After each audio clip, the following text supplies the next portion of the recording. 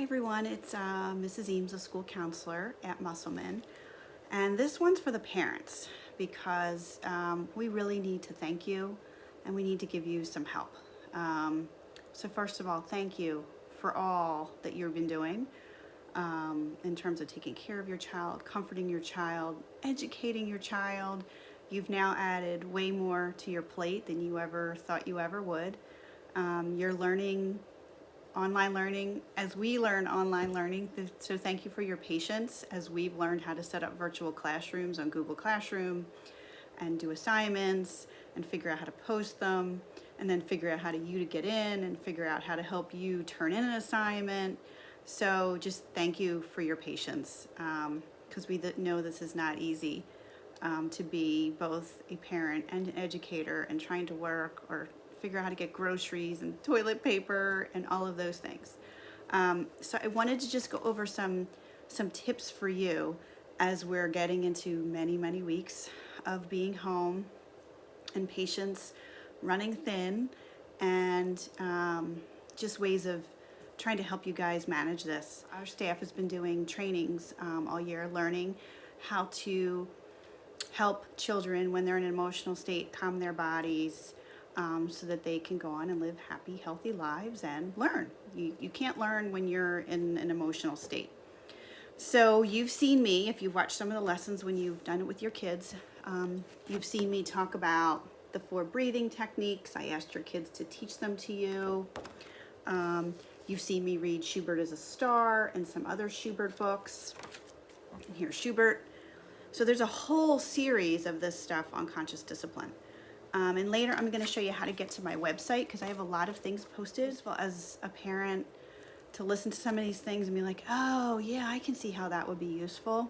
And that's even for me, who is a guidance counselor with a master's degree and has been doing this for a long time. I have learned a lot and so has the staff as we've gone through this.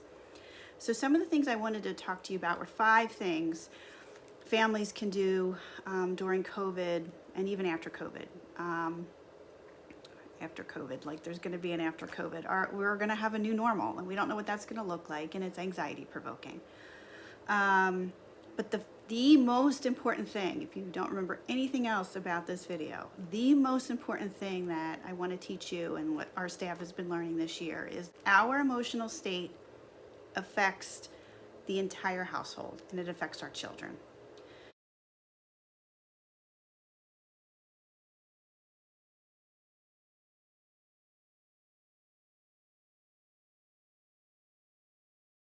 So if you've ever heard the phrase, happy wife, happy life, well, there's something to that. If you're living with somebody who is really unhappy and is having a hard time and they're struggling, it's hard. You feel those feelings that comes up inside of you.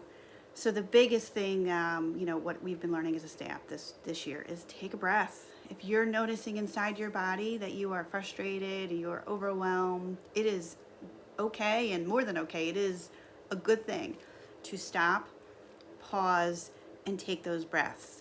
And have your child teach you. There's 4 different ones, the star, the balloon, the drain, and the pretzel. And you may find you like one over the other for whatever reason. For me, I love the pretzel. A lot of the kids seem to like the balloon and the star. Some kids do like the drain. So it all depends on what works in your body. You might need to take 3, 4, 5 breaths, depending on what's happening that day.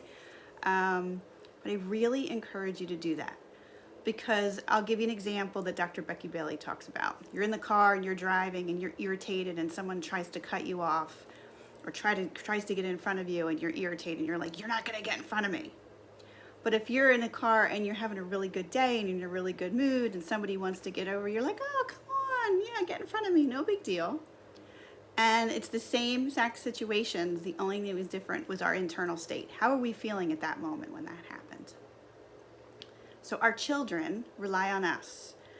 So if we're irritated and we fly off the handle, it usually elevates the situation in not a good way.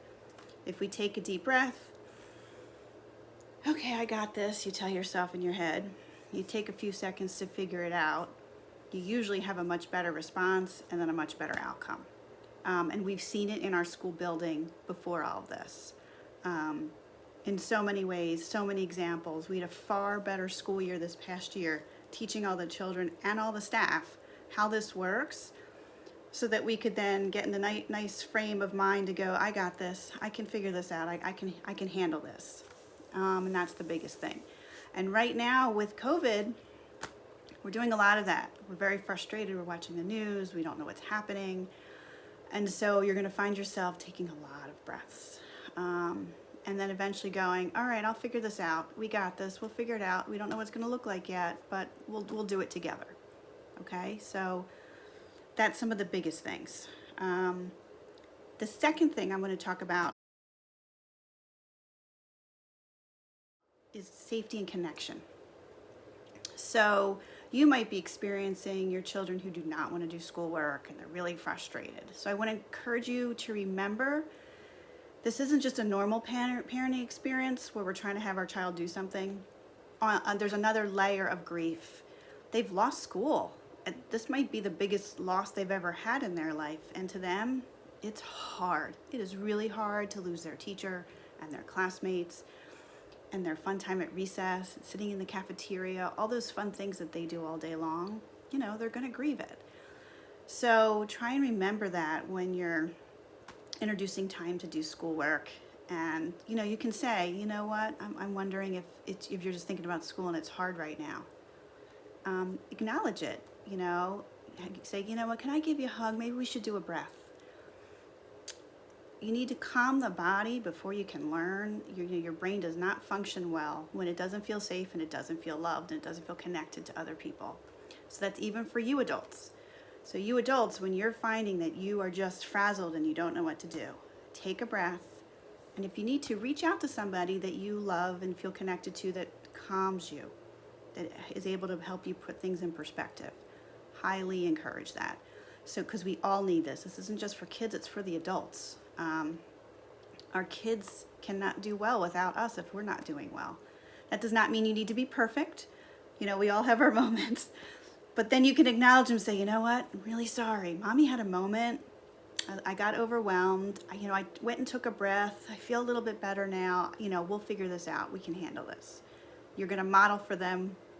Yeah, we can all get overwhelmed and frustrated, but we can get through it together.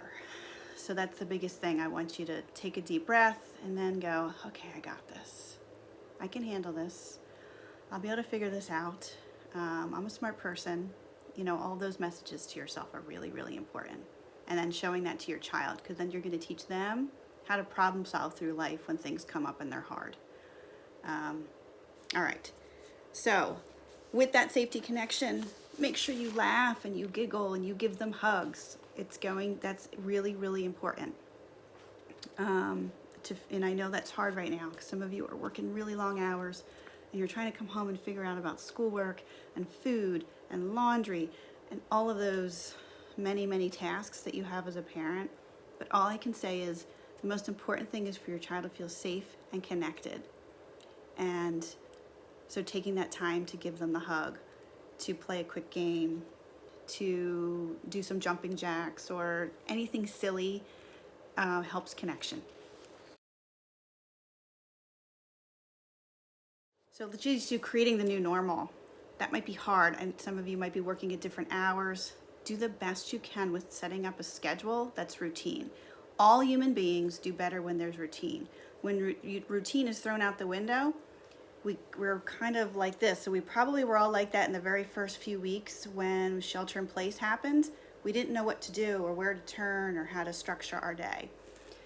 The best you can, getting up at the same time every day, laying out your schedule the best way you can each day, going to bed at the same time, meals as best you can at the same time. Those types of structures help a child to know what the beginning, middle, and the end is, that there's safety. Again, it just brings that feeling of safety and comfort to everyone, adults alike. So I will have things posted on my website for that too. Number 4, give kids a way to contribute. They need to figure out how they can be a part of helping. When any person helps another person, it releases endorphins and we feel good. We feel good when we help others. And you want that for your child. You want them to feel like they're a part of things, which can even be you saying, you know what, we're helping. We're staying home and we're helping to keep people safe. You can make cards for loved ones. You can Zoom. You know what, maybe let's call grandma and check in on her today. And that gives them a sense of responsibility and like they're helping someone.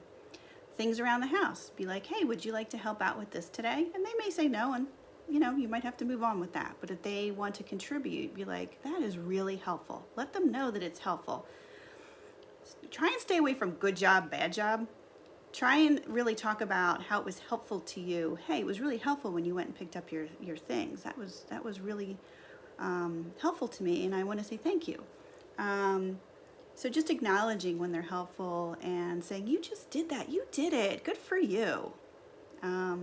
Helps, you know, someone to feel good about what's happening. And then last but not least, shifting your mind towards the best. So this is going to be really hard. And I am going to read a book this week, posting right along with this for your child about seeing the best. When someone's doing something we don't quite like, trying to maybe figure out or think a little bit more deeply about why someone's doing that and then attributing the best. So another example right now might be if you're saying, God, I'm stuck at home. Reframing that to be like, all right, you know what? I got this unexpected time to be with my family and I'm going to enjoy it. When you see people, you know, behaving safely with, you know, social distancing, acknowledge that. Be like, that was really kind of that person to be doing social distancing and they're helping our world. When you see someone that maybe is not, you can just say, wow, it would be really helpful if they did that. So I wish them well and hope that they go and they do that. So you're going to hear a lot about wishing well, if you haven't already. So this is an example of wishing well, and I'm going to post it. So you cut out these little things, and then you put it in the heart, and you just take a moment, and you take a breath, and you know, maybe wish well the people that are helping us, like nurses or police officers or whoever is out in the world helping us. Maybe you're going to wish well your family. Maybe you're going to wish well your school community for that day. And you just take that moment, you take that breath, and you're like, okay, I'm going to wish all those people well. And it just brings a feeling of calm and okay, like everything's going to be all right. And one last thing I want to talk about is managing scare during COVID. So all of us are getting scared, adults and children. We're all having our moments. I do encourage you to limit your news, maybe to once a day, so you don't get overwhelmed with the enormity of it all. And when you're noticing your child is, you know, scared or nervous, you know, you're going to encourage them to either do some breaths and or connect with a loved one, you know, talk it out with an adult, maybe read or journal, something that brings them comfort. So again, I'm going to post this all on my website, so if you want to take a look at it and you find it useful, that's what it's there for. So at the end of this video, I'm going to just show you again, when you're in Google Classroom, how do you get to my website, and then how do you find the articles or the webinars and all those things. We miss you all. Truly wish you all well. All right, stay safe. All right, everyone, here we go, trying to help you with Google Classroom. So you're going to go to your students' teacher's classroom, and you're going to look up and go to the classwork, and then you're going to look for the counselor lessons. And then when you go to that section, you're going to see all the lessons that I've posted, and you're going to see the one for the website, so click on that. And then when you get into the website, you're gonna see this is what it looks like when you first get on. And then there's all the tabs which you can click on, in which to find what it is that you need, whether it's the activities to do with your child, how to manage and calm those feelings, and then webinars. And there's also a place on here where you can click on to get my phone number and to make an appointment or to call or email me. So please do not hesitate to reach out. I'm here, still working along with the teachers to support your children. If you have any questions, please give me a call or email me. Thank you. Stay safe.